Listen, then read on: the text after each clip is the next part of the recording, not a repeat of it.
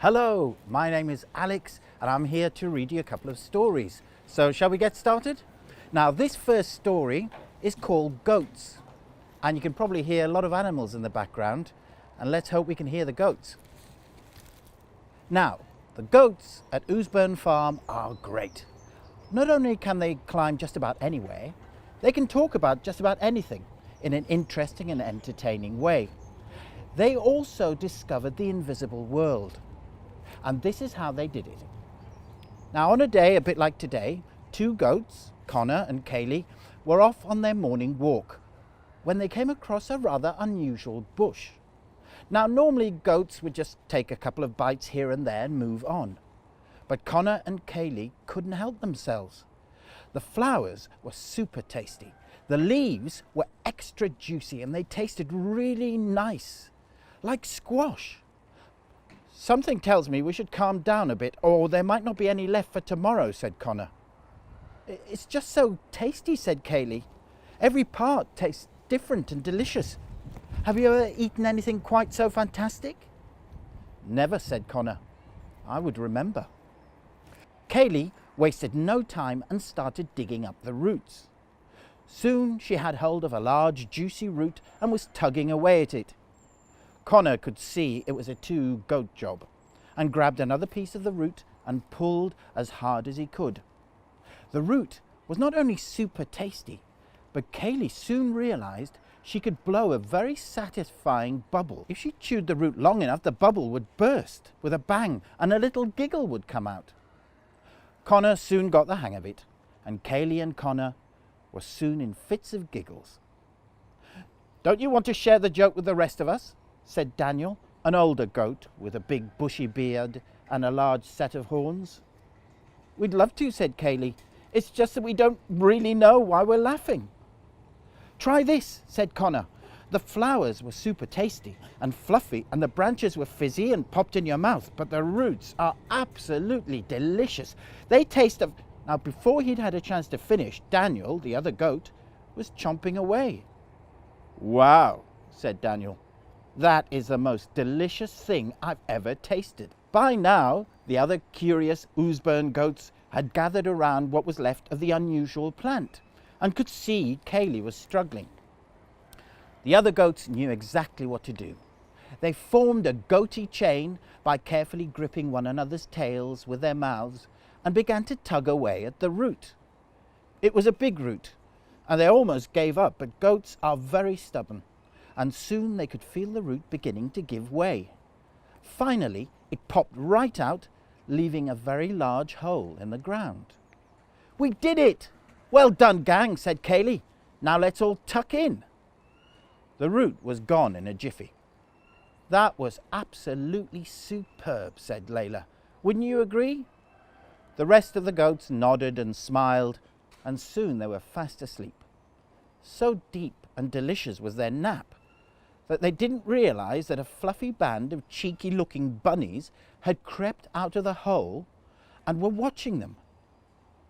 "Maybe they went to bed very late last night," said one of the bunnies. "That's very possible," said the bunny who preferred to be called Rabbit and took things more seriously than the others.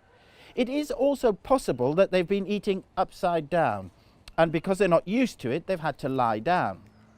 Now, upside down is the name the cheeky bunnies from the invisible world give the plant the goats had been eating.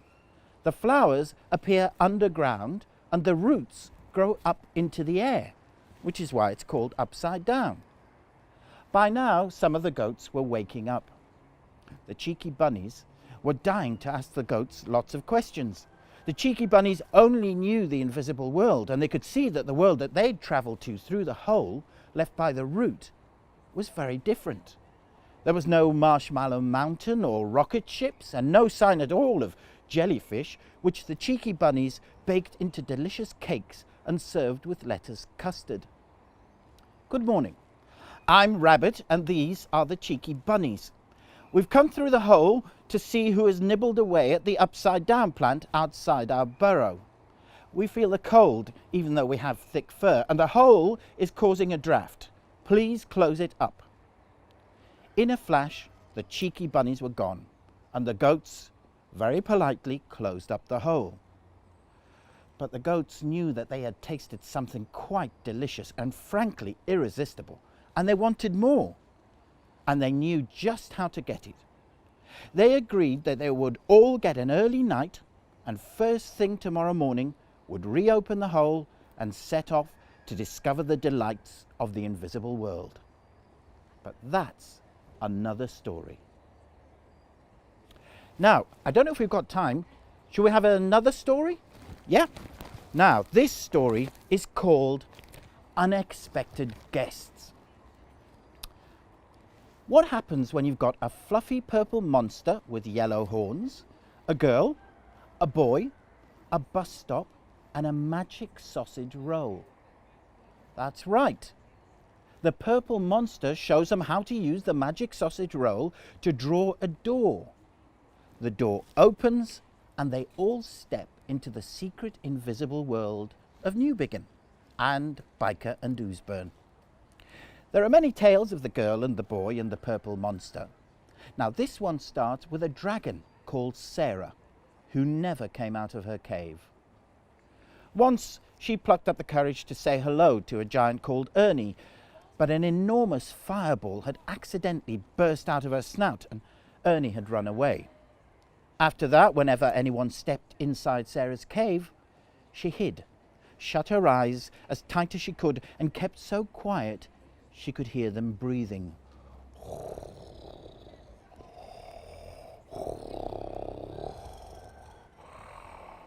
One night, on the unsecret side of Newbiggin, the boy was looking out of his bedroom window, wishing his parents would let him have a pet. He was staring absent-mindedly at the bus stop at the top of the street, when through the magic door stepped Clive, the most dangerous demon alive. Covered in slime, with thin, spiky fingers and small, razor-sharp teeth, Clive crawled through the magic door. The boy ducked down, hoping he hadn't been seen. But it was too late. Clive, the most dangerous demon alive, was breathing on the other side of the boy's bedroom curtains. He was so close that the boy could smell him. His breath smelt of out-of-date chicken nuggets. Yuck! "You sneaky little horrible child! No one was supposed to see me," said Clive. "Well, calm down. If you give me a pet dragon, I won't tell anyone I saw you," bargained the boy. "No way," replied Clive. The boy was about to open his mouth and scream when Clive said, "How about a dinosaur in exchange for all of the colours of Newbiggin?" "Deal," squeaked the boy impatiently. In a puff of smoke, Clive disappeared, and there in the middle of the boy's bedroom stood a brachiosaurus called Joel. The boy and Joel stayed up all night, playing and swapping secrets until the early hours of the morning arrived, and they fell asleep curled up together. When his alarm went off, the boy woke up with the biggest smile on his face, but Joel the brachiosaurus was frowning. The colour had drained from his skin. The boy looked around. His room was grey. He looked out of the window. Outside was grey. He looked down at his pyjamas. They were grey. Joel and the boy snuck out of the house, down to the bus stop, and opened the magic door. Even the invisible side of Newbiggin was grey. The boy suddenly remembered his deal with Clive, the most dangerous demon alive. "Oh no," he said, "this is all my fault." The boy wanted to hide from everyone and everything. He ran as fast as he could, as far as he could, looking for the loneliest place he could find. He spotted a cave and hurtled into the darkness, straight into a scaly belly. It was Sarah the dragon.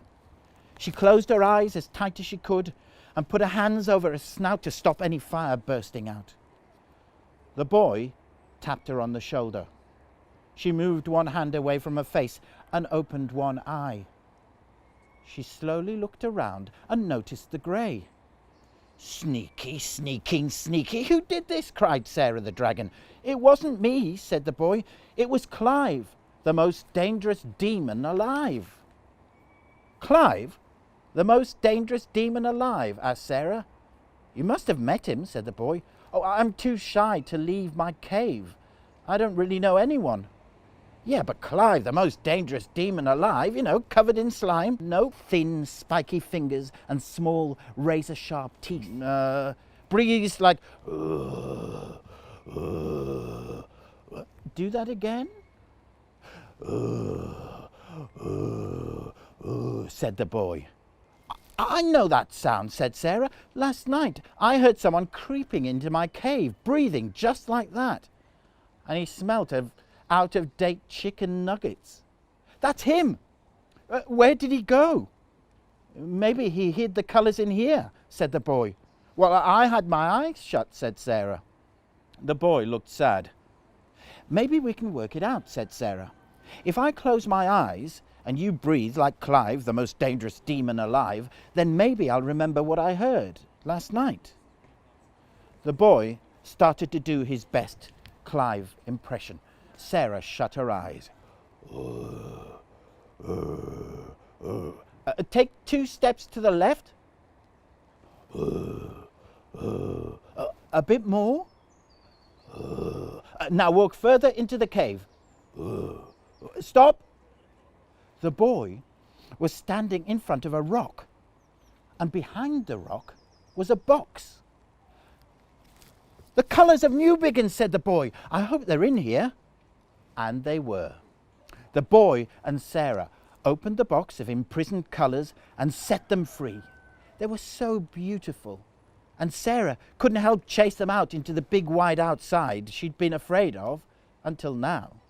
She was looking at the colours twirling into a rainbow in the sky, all the way up to a castle where some unicorns lived. She was so amazed looking up that she ran straight into Joel the Brachiosaurus, who burst out laughing as his skin changed back to blue and green. Sarah and Joel got on like a house on fire and decided to live together in the cave. My bedroom's too small for you two anyway, said the boy to Joel before he went home and carried on dreaming about his perfect pet. Now, sadly, that's the end of the story, but it doesn't need to stop there. We'd love you to use your imagination and to think up the most colourful, the most strange creature that exists out there and draw it and send it to us. And you can send it to us via Facebook or Twitter, and we'd love to hear your stories as well. Have a fantastic holiday. Take care.